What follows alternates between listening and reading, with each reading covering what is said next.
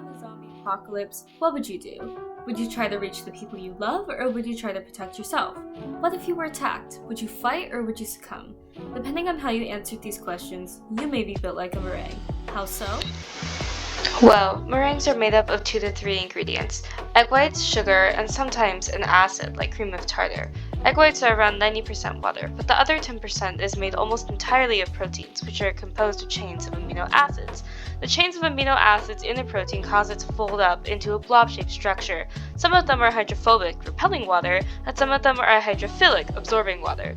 When you make meringues, you're fluffing up the egg whites by adding air, but this can only be effectively done with a whisk. This is because the wires of the whisk cause the proteins to unravel, a process known as unfolding. As a result, the hydrophobic amino acids are exposed and move to the air bubbles you created to escape the water in the egg white.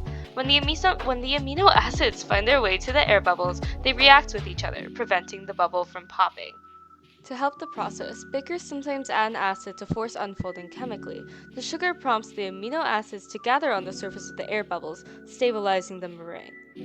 If you were fighting a zombie, you would be the egg white, and the zombie would be the whisk. The zombie is building fear inside you, fear being air bubbles, while you latch onto that fear in an attempt to survive. The sugar and acid, your weapons, help you fend off the opposing force of the zombie. Now, speaking of that apocalypse, let's say that those darn zombies got to the power lines, and now you can't see a thing. You go to grab your trusty flashlight, only to realize that it's out of battery. Meringues can help here too.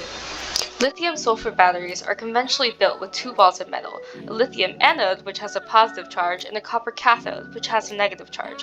It's then filled with an electrolyte and sulfur solution.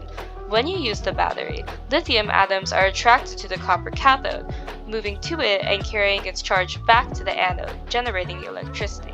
Here's the problem. When moving to the cathode, the atoms tend to also be attracted to polysulfide compounds in the electrolyte solution. As a result, when the battery is being charged, the polysulfide would be carried back to the lithium anode, sticking to the wall and eventually causing the battery to die. This is the shuttling effect. The atoms act like a shuttle for the polysulfides. A 2022 study done by various Korean researchers attempted to stabilize and elongate the shelf life of these batteries by creating a porous carbon interlayer, which was created using the same technique one would use to make meringues, even extracting proteins from the egg whites to build the same structure. When used in the test battery, the meringue-derived carbon was found to suppress the parasitic shuttling effect, though not completely preventing it, as well as facilitating redox reactions in the battery, which allowed its power to stabilize. So I don't know about you, but if I were stuck in a zombie apocalypse, I would be making meringues.